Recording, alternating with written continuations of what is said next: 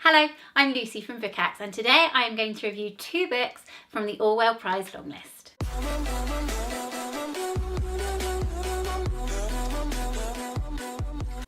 Hello, welcome back to our channel, where this month in June I am going to be working my way through the books that I haven't yet read on the Orwell Prize long list, the fiction long list. So the books that I have read over the course of the last few months, before I knew that they were on the prize, I will link to all those reviews down below, and then I'm just going to pick off the other ones as I go. And today I very nobly started with the little books. I am here to talk about Silence is My Mother Tongue by Sulaiman Addonia and Brother by David Chariandy. Now, these, totally going to be upfront about this. I picked these two because they were the smallest. I was like, I can pick them off first. But actually, kind of liked both of them. There were strengths and weaknesses in both, as is life, and I shall talk you through them now. I think I'll start with this one, shall I? Because I read it first. Silence is My Mother Tongue. Now, this book is set in a Sudanese refugee camp, and it is almost entirely from the perspective of Saba. She is a teenager who has found herself in the refugee camp with her mother and her brother, who is mute, and to whom she is very, very close, much closer than she is with her mother. Now, Saba found leaving her home a wrench, but what she found a much bigger wrench was leaving her school. She had dreams of being a doctor. She is desperate to continue learning, and she clings throughout this novel to the hope that leaving her school is not the end of her dreams. It is not going to be the defining moment in her life. It is not going to be the end of her future, I guess. She has this absolute fear running through the novel that with the end of her schooling, or this break in her schooling, she is basically signing herself up to a life of servitude, of instead having to live really traditional female roles, to marry, to stay in the home, and to not follow her dreams, basically. Now, this is compounded, I guess, by one of the other central themes of the novel, which is her relationship with her brother. Now, as he is mute,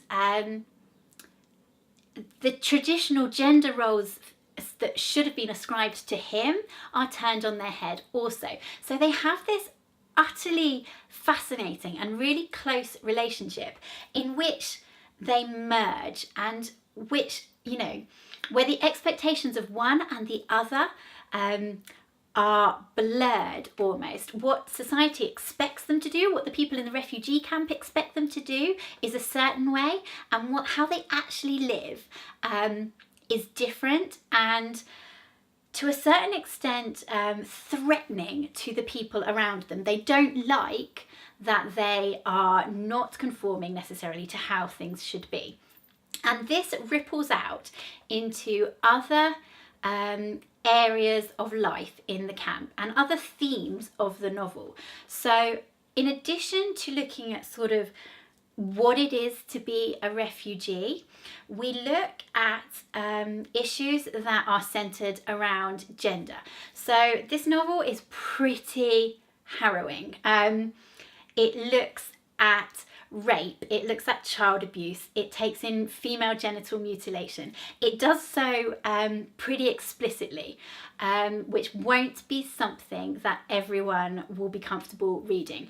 And I don't have a problem reading those things, but it is so intense that I did find I had to have breaks from this novel, because it was just an incredibly harrowing read, but also, incredibly moving as well. It's not, as you would expect with a novel of this type, it's not gratuitous.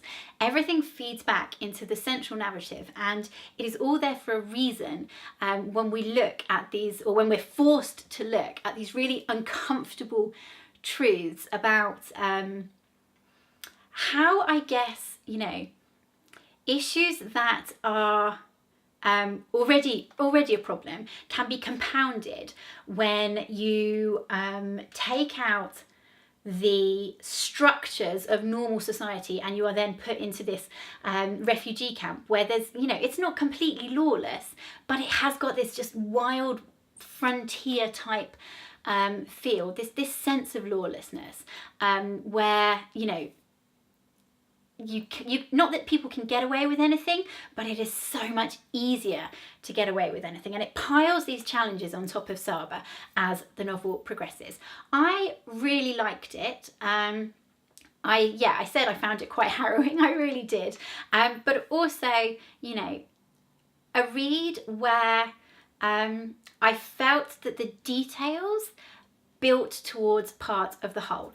And actually the author spent time in a refugee camp as a child, and you kind of had that sense as you were reading through that those details would not have been put there, could not have been put there by someone who had not experienced what it felt like, what it smelt like, what it sounded like, all those things firsthand. And so the authenticity just strikes you the whole way through.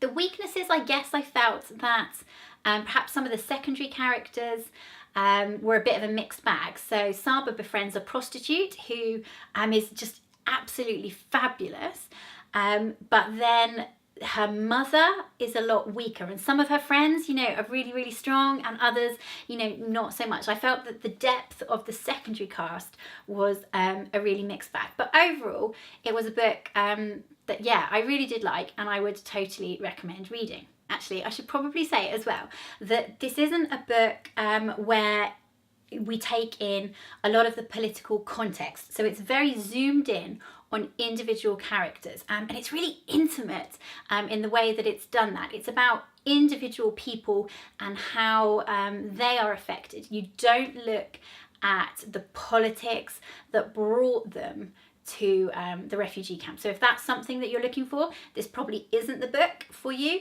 But if you're into that sort of really intimate, inside the mind type of book, then definitely more up your street. The next book that I'm going to talk about is Brother by David Chariandy. Now, this is set in Toronto and focuses on an immigrant family from the West Indies. So the mother came over from the West Indies. I think the children were very, very young, if not perhaps not born, but they're second generation basically. So they are growing up as Canadian citizens, but in this immigrant community. Now, we know at the opening of this novel that something terrible has happened to one of the brothers. It's not obvious whether he is missing or whether he has died, but we know that something catastrophic has happened. That means he is not present. And the second brother is looking after his mother 10 years after the event, who is still the event where he, no longer was in their lives, and she is still grappling to deal with it. She's still, barely functioning, really. And it's a story of love, I guess, at its heart, and about the subtleties of how we care for other people. So not the big grand gestures of love, romantic or otherwise, but the little details in how we change our behaviour in order to care for people. And also, how when they're taken away from us, we crumble and try to survive.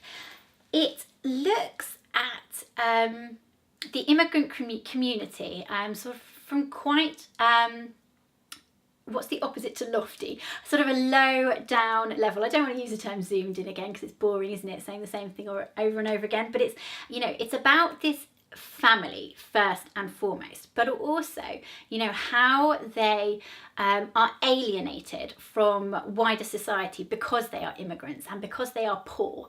And there's a really fantastic quote, actually, which pretty much sums it up. I think it's even on the jacket.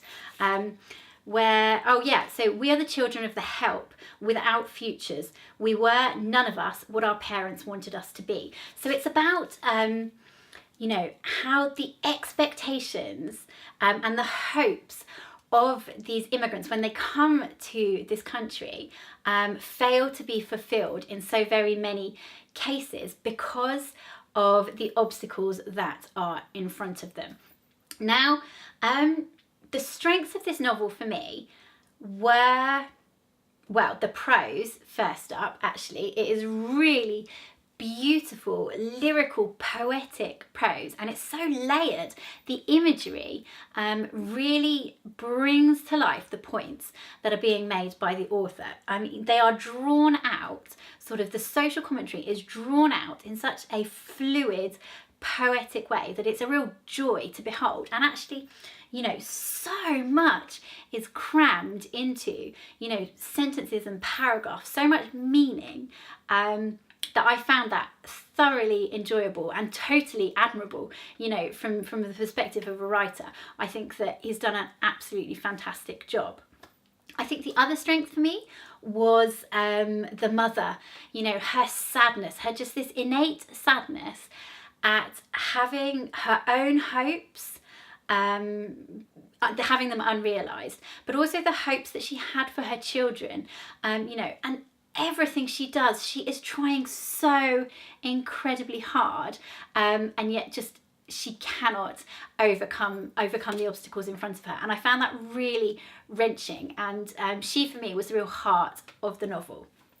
What I didn't like about the novel is kind of a bit more fundamental, and it's a personal taste thing, but it's the kind of novel, and when I explain this, there's probably a word for it. There's probably a term for this type of narrative structure, which I don't know, but if you do, please tell me, please educate me.